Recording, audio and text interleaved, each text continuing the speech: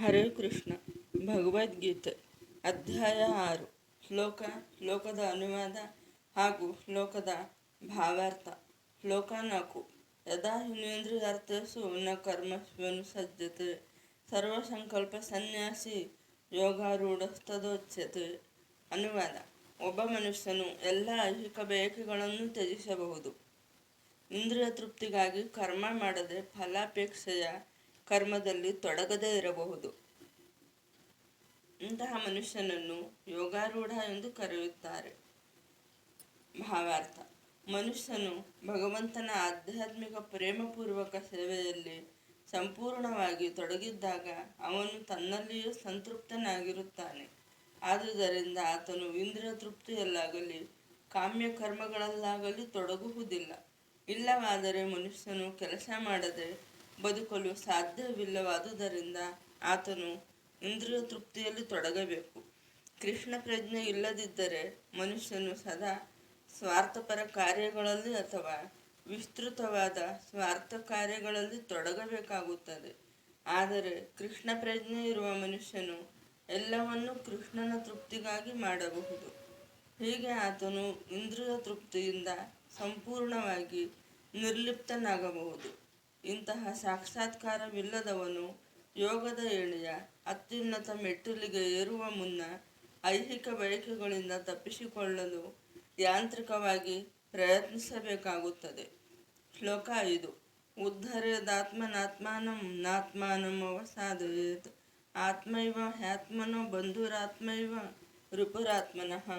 ಅನುವಾದ: ಮನುಷ್ಯನು ತನ್ನ ಮನಸ್ಸಿನ ಸಹಾಯದಿಂದಲೇ ತನ್ನನ್ನು ಉದ್ಧಾರ ಮಾಡಿಕೊಳ್ಳಬೇಕು. ತನ್ನನ್ನು ಹೀನೈಸಿಕೊಳ್ಳಬಾರದು. ಬದ್ಧ ಜೀವಿಗೆ ಮನಸ್ಸೇ ಬಂಧು, ಮನಸ್ಸೇ ಶತ್ರು. ಭಾವಾರ್ಥ: ಸನ್ನಿವೇಶಕ್ಕೆ ಅನುಗುಣವಾಗಿ ಆತ್ಮ ಎನ್ನುವ ಪದವು ದೇಹವನ್ನು, ಮನಸ್ಸನ್ನು, ಆತ್ಮವನ್ನು ಸೂಚಿಸುತ್ತದೆ. ಯೋಗ ಪದ್ಧತಿಯಲ್ಲಿ ಮನಸ್ಸು ಮತ್ತು ಬದ್ಧ ಆತ್ಮನು ಬಹುಮುಖ್ಯ. ಯೋಗಾಭ್ಯಾಸದಲ್ಲಿ ಮನಸ್ಸೇ ಕೇಂದ್ರ ಬಿಂದುವಾದದ್ದರಿಂದ ಇಲ್ಲಿ ಆತ್ಮ ಎಂದರೆ ಮನಸ್ಸು. ಯೋಗ ಪದ್ಧತಿಯ ಗುರಿ ಮನಸ್ಸನ್ನು ಹತೋಟಿಯಲ್ಲಿಟ್ಟುಕೊಂಡು ಅದನ್ನು ಇಂದ್ರಿಯ ವಸ್ತುಗಳ ಮೋಹದಿಂದ ವಿಮುಖಗೊಳಿಸುವುದು.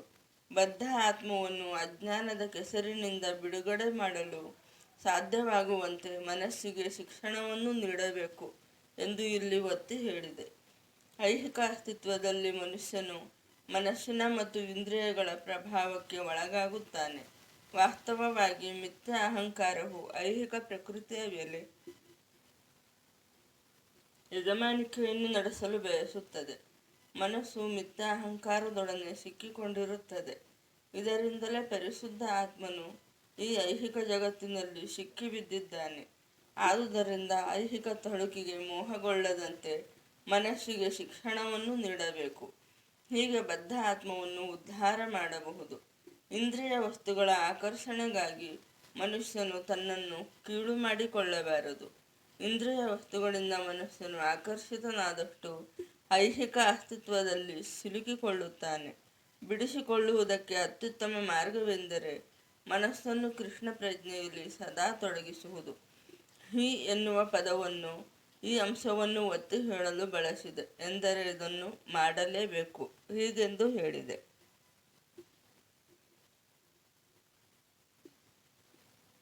ಮನಯೇವ ಮನುಷ್ಯಾಣಾಂ ಕಾರಣಂ ಬಂಧ ಮೋಕ್ಷಯೋಃ ಬಂಧಾಯ ವಿಷಯಾಸಂಗೋ ಮುಕ್ತೈ ನಿರ್ವಿಷಯಂ ಮನಃ. ಮನುಷ್ಯನ ಬಂಧನಕ್ಕೆ ಮನಸ್ಸೇ ಕಾರಣ, ಮೋಕ್ಷಕ್ಕೂ ಮನಸ್ಸೇ ಕಾರಣ. ಇಂದ್ರಿಯ ವಸ್ತುಗಳಲ್ಲಿ ಮುಳುಗಿದ ಮನಸ್ಸು ಬಂಧನಕ್ಕೆ ಕಾರಣ. ಇಂದ್ರಿಯ ವಸ್ತುಗಳಿಂದ ದೂರವಾದ ಮನಸ್ಸು ಮುಕ್ತಿಗೆ ಕಾರಣ. ಆದುದರಿಂದ ಸದಾ ಕೃಷ್ಣ ಪ್ರಜ್ಞೆಯಲ್ಲಿ ತೊಡಗಿರುವ ಮನಸ್ಸು ಪರಮ ಮೋಕ್ಷಕ್ಕೆ ಕಾರಣ. ಶ್ಲೋಕ 6. ಬಂಧುರಾತ್ಮಾತ್ಮನಸ್ತಸ್ಯ ಏನಾತ್ಮೈವಾತ್ಮನಾ ಜಿತಃ ಅನಾತ್ಮನಸ್ತು ಶತ್ರುತ್ವೇ ವರ್ತೇತಾತ್ಮೈವ ಶತ್ರುವತ್. ಅನುವಾದ: ಯಾರು ಮನಸ್ಸನ್ನು ಗೆದ್ದಿದ್ದಾನೋ ಅವನಿಗೆ ಮನಸ್ಸೇ ಅತ್ಯಂತ ಒಳ್ಳೆಯ ಬಂಧುವಾಗುತ್ತದೆ. ಆದರೆ ಹಾಗೆ ಮಾಡದಿರುವವನಿಗೆ ಅವನ ಮನಸ್ಸೇ ಅತ್ಯಂತ ದೊಡ್ಡ ಶತ್ರುವಾಗುತ್ತದೆ. ಭಾವಾರ್ಥ: ಮಾನವ ಜನ್ಮದ ಧ್ಯೇಯವನ್ನು ನಿರ್ವಹಿಸುವ ಕಾರ್ಯದಲ್ಲಿ ಮನಸ್ಸನ್ನು ಸ್ನೇಹಿತನನ್ನಾಗಿ ಮಾಡಲು ಅದನ್ನು ನಿಯಂತ್ರಿಸುವುದೇ ಅಷ್ಟಾಂಗ ಯೋಗದ ಆಚರಣೆಯ ಉದ್ದೇಶ. ಮನಸ್ಸನ್ನು ನಿಯಂತ್ರಿಸದಿದ್ದರೆ ಯೋಗಾಭ್ಯಾಸ ಮಾಡುವುದು ವ್ಯರ್ಥ ಕಾಲಕ್ಷೇಪ. ತನ್ನ ಮನಸ್ಸನ್ನು ನಿಯಂತ್ರಿಸಲಾರದವನು ಸದಾ ಅತ್ಯಂತ ದೊಡ್ಡ ಶತ್ರುವಿನೊಡನೆಯೇ ಬಾಳುತ್ತಾನೆ. ಹೀಗೆ ಅವನ ಬದುಕು, ಅವರ ಧ್ಯೇಯವು ಹಾಳಾಗುತ್ತವೆ. ಜೀವಿಯ ಸಹಜ ಸ್ವರೂಪವು ತನ್ನ ಮೇಲಿನವರ ಅಪ್ಪಣೆಯನ್ನು ಪರಿಪಾಲಿಸುವುದು. ಎಷ್ಟು ಕಾಲ ಮನಸ್ಸು ಇನ್ನೂ ಗೆಲ್ಲಲಾಗದ ಶತ್ರುವಾಗಿ ಉಳಿದಿರುವುದೋ ಅಷ್ಟು ಕಾಲ ಮನುಷ್ಯನು ಕಾಮ, ಕ್ರೋಧ, ಮೋಹ, ಲೋಭ ಮೊದಲಾದವುಗಳ ಆದೇಶಗಳಂತೆ ನಡೆದುಕೊಳ್ಳಬೇಕಾಗುತ್ತದೆ.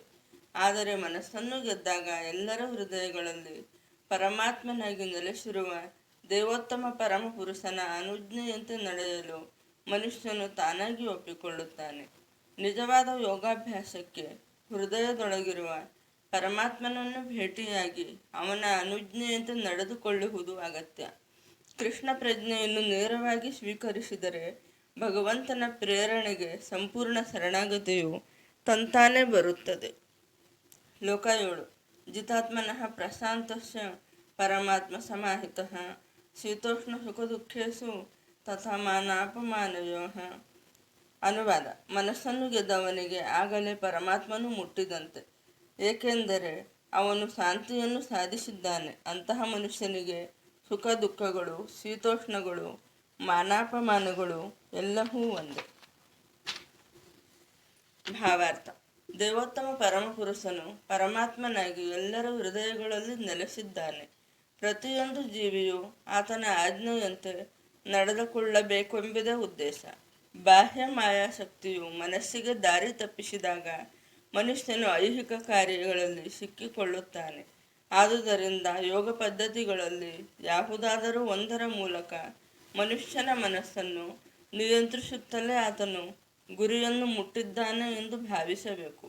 ಮನುಷ್ಯನು ಮೇಲಿನಿಂದ ಬಂದ ಅನುಜ್ಞೆಯಂತೆ ನಡೆದುಕೊಳ್ಳಬೇಕು.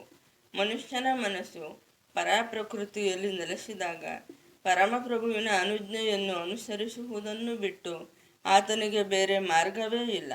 ಮನಸ್ಸು ತನಗಿಂತ ಶ್ರೇಷ್ಠವಾದದ್ದರ ಅನುಜ್ಞೆಯನ್ನು ಒಪ್ಪಿಕೊಂಡು ಅದರಂತೆ ನಡೆಯಬೇಕು. ಮನಸ್ಸನ್ನು ನಿಯಂತ್ರಿಸುವುದರ ಪರಿಣಾಮವೆಂದರೆ ಮನುಷ್ಯನು ತಾನಾಗಿಯೇ ಪರಮಾತ್ಮನ ಪ್ರೇರಣೆಯಂತೆ ನಡೆಯುತ್ತಾನೆ. ಕೃಷ್ಣ ಪ್ರಜ್ಞೆಯಲ್ಲಿರುವವನು ಈ ದಿವ್ಯ ಸ್ಥಿತಿಯನ್ನು ಕೂಡಲೇ ಸಾಧಿಸುವುದರಿಂದ ಸುಖ ದುಃಖ, ಶೀತ ಉಷ್ಣ ಮೊದಲಾದ ಐಹಿಕ ಅಸ್ತಿತ್ವದ ದ್ವಂದ್ವಗಳು ಭಗವಂತನ ಭಕ್ತನನ್ನು ಬಾಧಿಸಲಾರವು. ಈ ಸ್ಥಿತಿಯೇ ವಾಸ್ತವಿಕ ಸಮಾಧಿ ಅಥವಾ ಪರಮಪುರುಷನಲ್ಲಿ ತಲ್ಲೀನನಾಗುವುದು. ಶ್ಲೋಕ 8. ಜ್ಞಾನ ವಿಜ್ಞಾನ ತೃಪ್ತಾತ್ಮ ಕೂಟಸ್ಥೋ ವಿಜಿತೇಂದ್ರಿಯ ಯುಕ್ತ ಇತ್ಯುಚ್ಯತೆ ಯೋಗಿ ಸಮಲೋಷ್ಟ್ರಾಸ್ಮ ಕಾಂಚನಃ.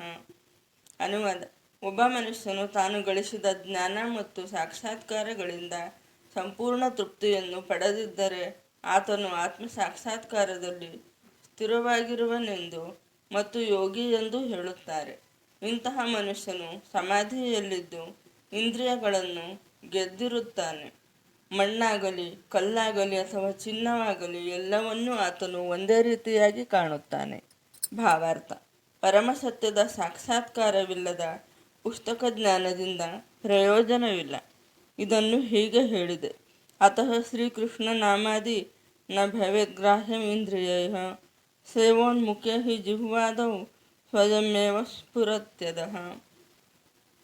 ಐಹಿಕವಾಗಿ ಕಲುಷಿತಗೊಂಡ ತನ್ನ ಇಂದ್ರಿಯಗಳ ಮೂಲಕ ಯಾರೂ ಶ್ರೀಕೃಷ್ಣನ ನಾಮ, ರೂಪ, ಗುಣ ಮತ್ತು ಲೀಲೆಗಳ ಆಧ್ಯಾತ್ಮಿಕ ಸ್ವಭಾವವನ್ನು ತಿಳಿಯಲಾರರು. ಭಗವಂತನ ದಿವ್ಯ ಸೇವೆಯಿಂದ ಮನುಷ್ಯನು ಆಧ್ಯಾತ್ಮಿಕದಲ್ಲಿ ಮಗ್ನನಾದಾಗ ಮಾತ್ರ ಭಗವಂತನ ಅಲೌಕಿಕ ನಾಮ, ರೂಪ, ಗುಣ ಮತ್ತು ಲೀಲೆಗಳು ಅವನ ಮುಂದೆ ತೆರೆದುಕೊಳ್ಳುತ್ತವೆ. ಈ ಭಗವದ್ಗೀತೆಯು ಕೃಷ್ಣ ಪ್ರಜ್ಞೆಯ ವಿಜ್ಞಾನ. ಐಹಿಕ ಪಾಂಡಿತ್ಯ ಮಾತ್ರದಿಂದಲೇ ಯಾರೂ ಕೃಷ್ಣ ಪ್ರಜ್ಞೆಯನ್ನು ಪಡೆಯಲಾರರು. ಪರಿಶುದ್ಧ ಪ್ರಜ್ಞೆಯಲ್ಲಿರುವವನ ಸಹವಾಸ ಭಾಗ್ಯವು ದೊರೆಯಬೇಕು. ಕೃಷ್ಣ ಪ್ರಜ್ಞೆ ಇರುವ ಮನುಷ್ಯನು ಕೃಷ್ಣನ ಕೃಪೆಯಿಂದ ಸಾಕ್ಷಾತ್ಕೃತ ಜ್ಞಾನವನ್ನು ಪಡೆದಿದ್ದಾನೆ. ಏಕೆಂದರೆ ಪರಿಶುದ್ಧ ಭಕ್ತಿ ಸೇವೆಯಲ್ಲಿ ಅವನು ತೃಪ್ತನು. ಸಾಕ್ಷಾತ್ಕೃತ ಜ್ಞಾನದಿಂದ ಮನುಷ್ಯನು ಪರಿಪೂರ್ಣನಾಗುತ್ತಾನೆ. ಅಲೌಕಿಕ ಜ್ಞಾನದಿಂದ ಮನುಷ್ಯನು ತನ್ನ ದೃಢನಂಬಿಕೆಗಳಲ್ಲಿ ಅಚಲನಾಗಿರಬಹುದು. ಆದರೆ ಬರಿಯ ಪಾಂಡಿತ್ಯದಿಂದ ಮನುಷ್ಯನು ಭ್ರಮೆಗೆ ಒಳಗಾಗಬಹುದು. ಹೊರಗೆ ತೋರುವ ಪರಸ್ಪರ ದ್ವಂದ್ವಗಳಿಂದ ಗೊಂದಲಕ್ಕೆ ಒಳಗಾಗಬಹುದು. ಸಾಕ್ಷಾತ್ಕಾರ ಪಡೆದ ಆತ್ಮನಿಗೆ ಮಾತ್ರವೇ ವಾಸ್ತವವಾಗಿ ಸಂಯಮವು ಸಾಧ್ಯ. ಏಕೆಂದರೆ ಇಂತಹ ಮನುಷ್ಯನು ಕೃಷ್ಣನಿಗೆ ಶರಣಾಗಿರುತ್ತಾನೆ. ಐಹಿಕ ಪಾಂಡಿತ್ಯದೊಂದಿಗೆ ಯಾವ ಸಂಬಂಧವನ್ನು ಇಟ್ಟುಕೊಂಡಿಲ್ಲದಿರುವುದರಿಂದ ಅವನು ದಿವ್ಯ ಸ್ಥಿತಿಯಲ್ಲಿ ಇರುತ್ತಾನೆ. ಐಹಿಕ ಪಾಂಡಿತ್ಯ ಮತ್ತು ಊಹಾತ್ಮಕ ಚಿಂತನೆ ಇತರರಿಗೆ ಬಂಗಾರಕ್ಕೆ ಸಮಾನ, ಆದರೆ ಈ ಮನುಷ್ಯನಿಗೆ ಅವು ಬರೆಯ ಕಲ್ಲಿನ ಚೂರುಗಳಿಗೆ ಸಮಾನ. ಹರೇ ಕೃಷ್ಣ.